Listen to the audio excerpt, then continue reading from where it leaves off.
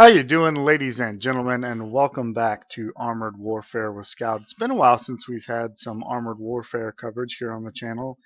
Since the last time I did an Armored Warfare video, I think we've had two patches, in fact, 0.13 and 0.14, which have brought us a lot of new things, including in 0.13 an entire new line of tanks, the Chinese line of tanks, I suppose you would call them, although technically it's a dealer Zhang. You can see it up here, which came with 7 new tanks, as you can see here, starting with the Type 59 at Tier 3, and then going all the way down to the Type 98 at Tier 8, along with the new Tier 5 Premium, the WZ-1224.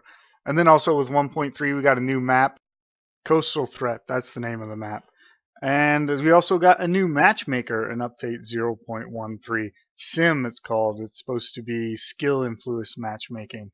More on that later. And then in update 0.14 we got the new map, High Wall is the name of it, as my memory serves. And then between the two updates together, of course, we got lots of improvements across the board. You can tell the UI has been improved a little bit and whatnot. Long story short, all of that conspired together is kind of why you haven't seen an Armored Warfare video on the channel in a little while, and I'm going to explain that a little bit more in detail later in the video. For now, what I want to do is I want to focus on the WZ-1224 for you guys, because I know especially with premium tank, there's a lot of question: is it worth the money? What's it like? Is it any good? And so I've been promising you guys a review of this tank for a while, so I want to go ahead and get to it. I'm going to go over the stats of it with you right quick, even though you can see it for yourself in the garage. I'll give you an idea of how it stacks up, and then I'll show you how the game plays both in PvE and in PvP. So without any further ado, let's get right into the stats on the WZ-1224. And there you go. I've pulled up the stats for you in the big screen so you can see them, and put them off to the left so we can still take a look at the tank as we're discussing the stat. And the bottom line is this is not a bad tank, except for one or two key things. Going down the list of the stats, its damage at 341 with its sabot rounds is relatively low, really towards the end of the pack in terms of Tier 5 main battle tanks, but that's offset by the fact that its penetration and its sabot rounds is the joint best, along with the T-72 at 325 millimeters of penetration. Sticking with the gun, it's got a reload time of 6.56 seconds, which is really not that bad. It's second best in my garage, only beaten by the M60A3 Ice, which has a full-up crew. So the reload time is pretty good, and that lends to its damage per minute of 3,129. Only really beaten by the M60A3 Ice, at least in my garage. Keep in mind that crew skills and retrofits will have a play on that to some degree. In certain cases, you can get close to that DPM with a Chieftain Mark V fully upgraded, depending on how you've retrofitted it. It's just ahead of that. But the long story short, DPM is pretty high on this tank. Its accuracy is not that great, unfortunately. It's only 0.01 better than the T-72, and the other Tier 5 main battle tanks are going to be much, much better in terms of accuracy than the WZ-1224. So it does fall down a little bit there, but its aim time kind of makes up for that. It's at least as good as the M60A3, which, as you guys know, is really not all that bad. There are some tanks that will beat it. The 1A5 can get some pretty snappy aim time, as well as the Chieftain, if you retrofit it properly, and especially if you focus on aim time for your crew skills. So it's kind of a mixed bag in terms of gun, but the short version is that it's really not that bad. Low damage, but made up for with decent DPM. If we continue to work our way down the stats, it's got, in my configuration, 1,771 hit points, which is the second best in my garage behind the Chieftain. Its speed, we're going to skip armor for a minute, we'll come back to that. Its speed is second best again in my garage behind the 1A5. It's actually a pretty quick tank with a top speed of 64.8 kilometers per hour and a 0 to 32 kilometer per hour acceleration in 7.65 seconds. Not too bad. Now, its camouflage is pretty crap at 0.1, but all the camouflages of main battle tanks ratings, they're all going to be crap anyway. What's more concerning to me here is the view range of 345 meters is really not that good. It's only 15 meters better than the T-72, and then it falls way behind the other tanks, the M60A3 and the Chieftain, and even the 1A5 specifically goes all the way up to 440 meters with the right retrofits and crew skills. So you're really kind of blind in this tank, and that can be one of its more annoying qualities, if you will. Conversely, though, it's got some decent hull traverse and some really good actually turret traverse is a strength in this tank. It's actually best in class with 31.38 degrees per second. So you can react to things fairly well once you see them. Which brings us to the two biggest things that we haven't talked about. The strength of this tank, probably the biggest strength of it, its armor. If you look over here at its armor, 280 millimeters of armor on the front and then 250 on the turret front is just ridiculous, as well as a 1.7 modifier for the welded plate steel on the turret front. Means the front of this tank is practically impenetrable for other tier 5 tanks, and even tier 6 tanks will struggle to penetrate the front of this vehicle. And that is really the strength of this tank. Its gun, as we talked about, is kind of hit or miss. It's good in some areas, not so good in others. It's not as terrible as you might think, like the T-72, but it's not really the strength of this tank. The strength of this tank is its armor. Frontally, you just cannot stand up to this tank. Even just slightly angled like so, it'll bounce Leopard 2AVs and whatnot in the lower glacis all day long. Where it falls down a little bit is its side. Now the turret side is still pretty good at 200 millimeters of armor, but the hull side is only 70, and that's really where your weakness comes in. Of course, the rear armor is trash, like on all main battle tanks. So if you can just keep your front towards the enemy, or really keep the enemy in front of you, you stand to do very, very well in this tank, especially if you're top tier. If you're top tier, it's going to feel a lot like kicking puppies when you're in this vehicle. Now, the one thing that it falls down on really bad though, and the thing that's going to hold you back, is depression and elevation. No big secret. You've probably heard about it by now. This thing only has 3 degrees of depression. And worse, it's only got 2 degrees of elevation moving back up. So you have almost no flexibility on this tank. If you're in rolling terrain, if your enemy is higher than you or lower than you, you're not going to be able to engage them with this tank without you getting the hull in a different orientation, either getting the back of your tank up or down depending on what you need to get the gun on target. And that can be super frustrating depending on the map that you're in. In point of fact, the depression on this tank is so bad at about 75 meters, you're going to get to the point where you can't even depress the gun low enough to hit the lower glacis of a T-72. And I've had that happen in tier 5 matches where the T-72 was just coming straight at me, trying to face hug me. And of course, backing up, you can't back up as fast as he can pull forward. And you get into that situation on perfectly level terrain in a city where you can't even depress your gun low enough to hit his lower glacis. Now, of course, he can't really do much to you either from the front, but you're stuck in that situation until you can figure out a way out of it. And that can be really, really frustrating. And that's really the major limitation of this tank, is it just does not have a lot of flexibility. And so a lot of times you're going to want to look for simple terrain, in cities or on roads where things are very, very flat, and you can put your armor to your advantage. Because anytime the terrain starts to roll at all, you're going to have real significant problems. Not only, again, with the depression of this tank, but just the elevation. You don't want enemies in front, above you either, which is an issue on some of the newer maps like Coastal Threat, where they can easily get above you. If that happens, you're going to have problems in this tank, especially with them shooting down into your armor. It's going to mitigate some of your armor thickness. So do keep that in mind when you're running this tank. So that's about enough on the numbers of the WZ-1224. Let's take this thing out into PvE and PvP and see how it does. Alright, so what you're looking at here is a medium difficulty PvE mission. You'll notice I'm top tier. And what I want you to see is just how the tank moves, how quick or unquick it is, depending on which tank you're comparing it to, the 1A5 or, say, the Chieftain. Notice how it aims. Again, not great, but not terrible. Most importantly, notice how well it takes hits, especially towards the end of the video. And look at the problems I have, even on this relatively flat map, fighting the gun. You can see even in this engagement here, you're starting to see it. How if there's anything at all under the tracks, lifting the front of the tank up the slightest little bit, it starts to become chintzy whether or not I can get the gun down. And you're going to get a good example of that later on. I'm not going to talk you guys through this. It's PvE, it's not that hard, shoot the bots. What I do want to do is I want to take this opportunity to talk a little bit about the recent patches in Armored Warfare 1.3 and 1.4, specifically 1.3 and skill influenced matchmaking. Now, I said earlier it's been a while since I've done an Armored Warfare video, and there is a reason for that. Back in patch 1.3, they implemented what's called skill influence matchmaking. What they're trying to do is they're trying to compensate for player skill when they make a match. So as I understand it, reading through the forums and whatnot, again, I could be wrong. If I am, you can correct me in the comments and Sorry, but as I understand it, the matchmaker works basically the way it always does. It grabs, if it can, 30 people following the emphasis on tier and tank type as much as it can. And then at the very end, the last thing it does is it'll go through and it will do a pass at trying to normalize the win rates of the teams. So, as I understand Armored Warfare, without SIMM, they were shooting for about a 1% difference in the average win percentage of the 15 players on each side.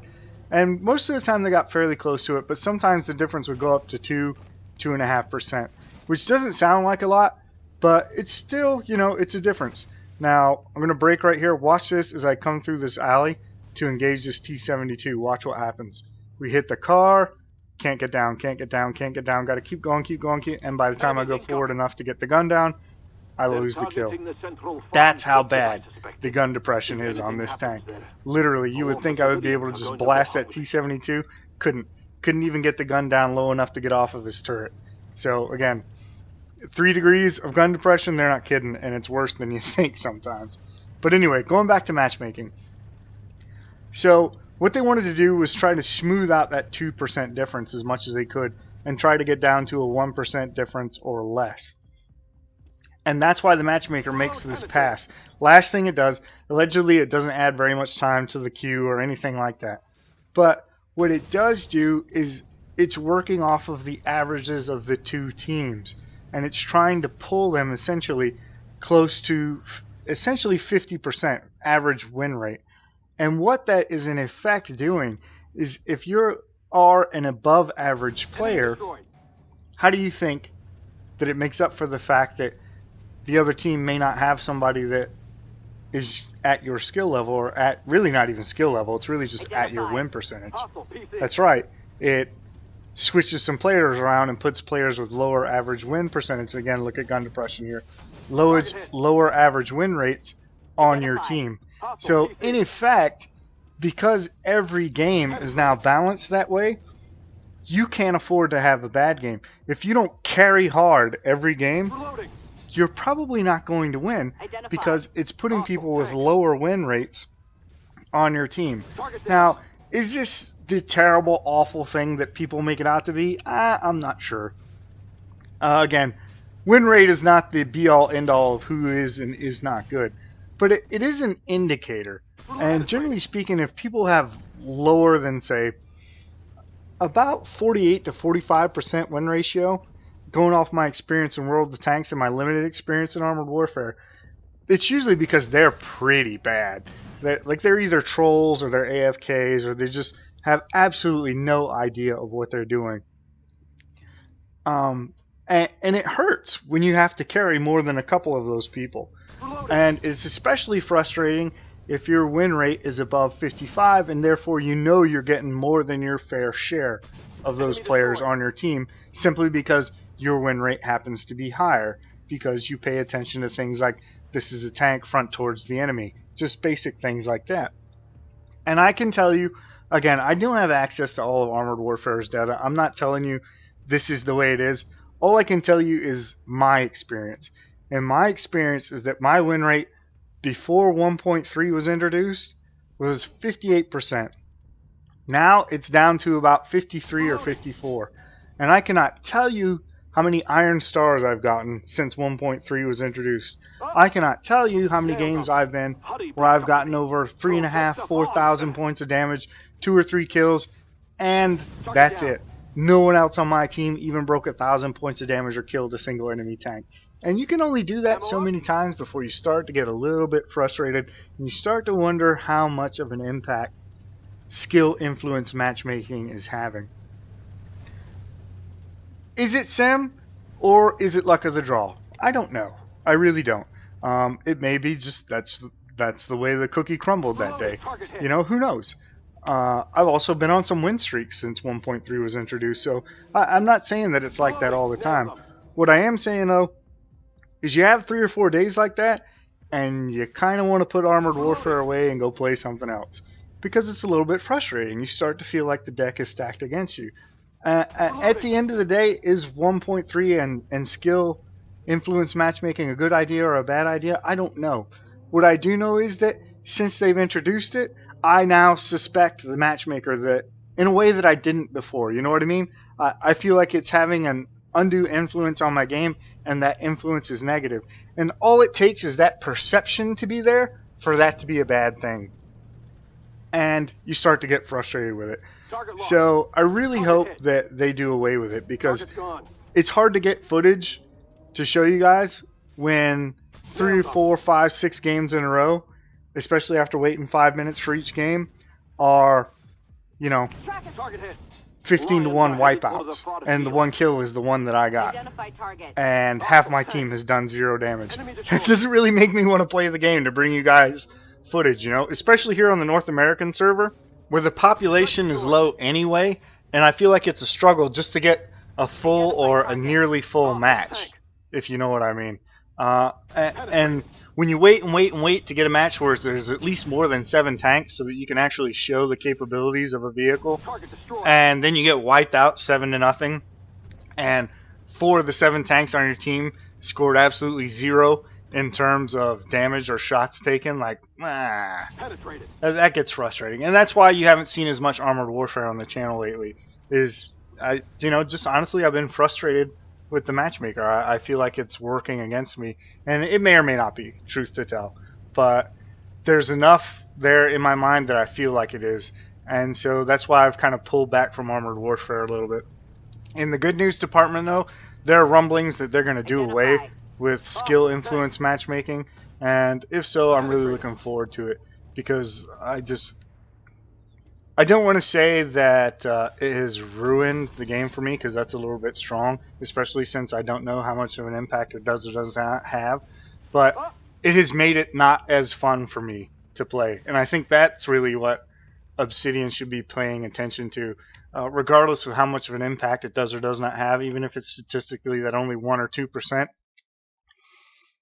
At the end of the day, because it is having some effect, and most players that are above average perceive that to be negative, if it's not making but a 1 or 2% difference anyway, then why keep it in? Let's just get rid of something that takes a fun game and makes it unfun for a big chunk of people. So having said all that, let's take a look at the results screen from this PvE battle and see how we did. So you know right away that we got the blue star. We also got the target award for most hits taken in that game. 7,279 points of damage, 2,808 points of assistance damage, and 10 kills. Not too shabby. Also note the income, 5,000 reputation, and I think that was 125,000 credits of income, so not too shabby. Here again, looking at stats, you'll see the accuracy isn't too bad, and if we scroll down, look at that. Over 3,500 points of damage absorbed, blocked, or taken, and some 40 hits taken. So it really shows you the toughness of the armor there. But let's take a look at this tank in PvP and see if it still does as well. Alright, so here we have a PvP game on Port Storm, probably one of my favorite maps. Not a full game, only 13 but 13, but again, that's about the best I could get on the North American server. We are tiered really well, and I tend to do fairly well on this map. So hopefully what I was trying to do in this game is showcase the real potential of the WZ-1224, especially when it's top tier like this. So I'm going straight into the port itself, which is where I think main battle tanks should really be, duking it out and getting control of that port. Again, I don't think going out to the western side of the map out there in the open is a really good idea if you're a main battle tank. I think it's an especially bad idea in a WZ-1224, considering just how terrible your view range is. So that's why we're sticking to the port. Here again, you'll see the speed of the tank, really not too shabby. Definitely not as fast, I should say, as a Leopard 185, but pretty competitive really with that tank, and that tank's pretty swift. Again, just moving quickly here through the containers, trying to make sure I don't get spotted by anybody that might be up on the hill, and if I do, that I at least don't give them a free shot into my flank, because again, that's the only real weakness this tank has, armor-wise, is its flanks. Particularly the hull. The turret side's not too bad, but the hull sides are awful, so I know we're going to get some shots as we come around this corner there, because we got some folks up forward. looking at this WZ, hoping we can get a shot into his lower glacis. You see there the aim time's not too bad. We straighten it out, wiggle a little bit, able to bounce his return shot, and now we make a dash for that building in front of us. Don't really want to sit out here in the open and give him another easy shot, but he's coming out. I'm reloaded as well, so I'll stop, try to get one into him. Unfortunately, didn't really feel safe enough sitting there aiming in the open like that, so the shot doesn't go in, but it's enough to make him back off, which is all I really wanted to get to cover. Now we'll take a shot at this M60, and did you see that? Pretty sure that went like right under his hull, in between his tracks. Ridiculous. But we're able to sink the second one. Unfortunately, it doesn't look like we're going to get a kill, and we are able to bounce the shot from the M60. So another bounce, no damage yet. Bounce the shot from that WZ. Then we pull up, put a nice one into his lower glacis. Now we back off, and he misses his shot. So we'll move forward and try to put another one into him. Big thing is you want to get straightened out. Really, you don't want to give your sides as you go around the corner, so you try to time that, come around the corner as they're reloading, so that at the very least they won't have a shot straight into your sides. You'll be very angled because you're turned coming around is what I was trying to do there. Now I'm just trying to get away from that M60A3, and then I spot more trouble out on the right side. So I'm sorry, the WZ-1224 to my left was getting away from him, trying to get around him. Spot more trouble off to the right, and then pull out here because I noticed that he was just against a T62 at an M60, and that'll be a tough row to hoe for them. So we're coming in and attacking this WZ from behind, and again just taking advantage of his really weak side and rear armor. Able to bounce a shot there even from the back, and that one was by the M60A3. Auto aim here, plug one into his side, and then go around and block him off so he can't back up. And again here, note the gun depression. We couldn't get it down enough to shoot into the back, but he was giving us the back of his turret, which you'll notice the back of the WZ's turret's very, very flat, so very easy to penetrate. And now we're just trying to figure out where to go. Gonna try to ambush this XM800. No, little bit of shot delay there, but I also think I fired about a split second too late as well, so doubtful that would have hit anyway. And now I'm really kind of trying to figure out where to go. I feel like I'm getting a little bit too far out ahead. Make contact with this tank destroyer here, and then I see the XM800 zip around, and I'm afraid he's going to get behind me. Don't really have a lot of faith that that M60, who I think took some abuse fighting the WZ, can take the XM800 by itself. Then the M60A3 moves up. I stop to plant one in his flank, and then I get one planted in my flank in return by those tank destroyers down there. And here I'm really starting to feel like I'm in a pickle. I want to go get the tank destroyers, but I'm really concerned the XM800 and the M60A3 are going to come out behind me. Finally, I decide I have no choice, so I just hammer down the throttle, go straight ahead. I was trying to look over my shoulder as well so that I could shoot, because I expected the M60A3 to come. End up hitting a wall, which really just makes things worse. And of course now I'm looking the wrong way, as the M60A3 does indeed come out and plant one in my back. Looking for those tank destroyers there, but they ended up with their hands full. Fortunately, my team able to take them out, which frees me up to turn around and finish off this M60A3. And to me, this is really the highlight of this video here. Watch this head-to-head engagement with this M60A3 and how well the frontal armor of the WZ-1224 holds up. Able to get one to his side there, wiggle, and bounce a frontal shot from an M60A3. Now we go around the corner again while we know he's reloading. We'll have enough time to straighten out, present him our frontal armor, easily able to penetrate his lower glacis. And we go straight at him, making it hard for him to hit our lower glacis, the only real chance he has to penetrate. And of course he bounced, and we're able to sink another shot into him and secure the kill. So hopefully that shows you guys, one, it's a fairly maneuverable tank for what it is. Not quite as fast as the 1A5, but probably quicker than anything else, save maybe the T72 could sort of keep up with it. But I don't think even in a straight line the T72 will, because it turns and accelerates pretty well. It shows you the toughness of the frontal armor. Look, I didn't get penetrated a single time from the front.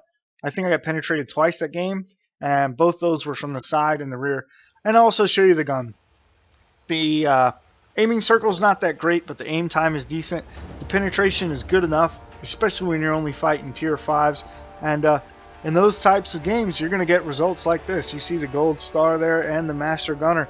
We did plenty of damage in this game, well over 4,000. So we really had a good impact in this game for our team. We take a look at the more detailed results. You can see here we scored top in terms of damage as well as kills. So just a really nice result. And these are the kind of results you can get in your WZ-1224. as long as you have a team that plays halfway decently. You see there we hit 15 of our 18 shots, only missed 3. And if we scroll it all the way down, I think we mitigated what? We didn't get hit much this game, but yeah, like 1,500 points of damage was mitigated by our armor. So again, really, really strong armor on the WZ-1224. So with that, folks, I'm going to call it a wrap. I hope you enjoyed this look at the WZ-1224. Stick with us, lots more armored warfare here to come. Probably do a what the actual fuck the next time. Want to get the legend killer out first though. So hope you found the video useful. Thanks for watching. We'll see you next time.